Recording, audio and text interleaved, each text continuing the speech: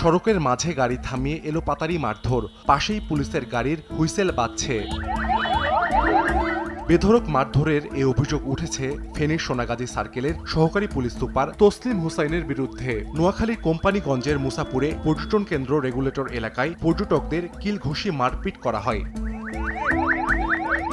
এই ঘটনায় পর্যটন কেন্দ্রে ঘুরতে গিয়ে আহত হয়েছেন আসগর আলী ও তার স্ত্রী এবং ছোট ভাই ঢাকা হাইওয়ে পুলিশের কনস্টেবল ওমর ফারুক। ভুক্তভোগীদের অভিযোগ, ঈদের দিন বিকেলে পরিবার পরিজন ও বন্ধুদের নিয়ে ঘুরতে যান আসগর। মোটরসাইকেল যোগে ফেরার পথে রাস্তার বিপরীত দিক থেকে আসে একটি পুলিশের গাড়ি। রাস্তা শুরু হওয়ায় এ সময় সড়কের দুপাশে যানজট সৃষ্টি হলে এক পর্যায়ে সহকারী পুলিশ সুপার তসলিম হুসাইন একটি লাঠি নিয়ে তেড়ে আসেন। এ সময় অকথ্য ভাষায় গালিগালাজ করতে থাকেন। গালি দিতে নিষেধ করা হলে ক্ষিপ্ত হয়ে আসগরের গলায় ধরে মোটরসাইকেল থেকে নামিয়ে বেধড়ক পিটানো হয়।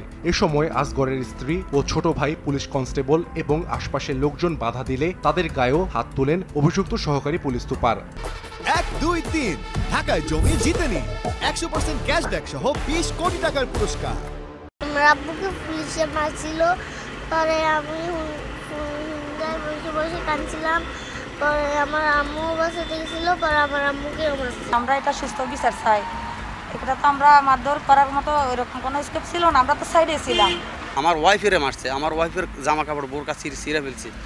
তাহলে ওনার মতো একজন ঊর্ধ্বতন কর্মকর্তার কাছে তো আমরা এটা আশা করি না। উল্টো আসগরের খারাপ আচরণে ভুল বোঝাবুঝি থেকে অনাকাঙ্ক্ষিত ঘটনা ঘটেছে বলে দাবি অভিযুক্ত সহকারী পুলিশ সুপারের। তিনি কাউকে মারধর করেননি, বিষয়টি মীমাংসা করা হয়েছে বলেও জানানো হয়।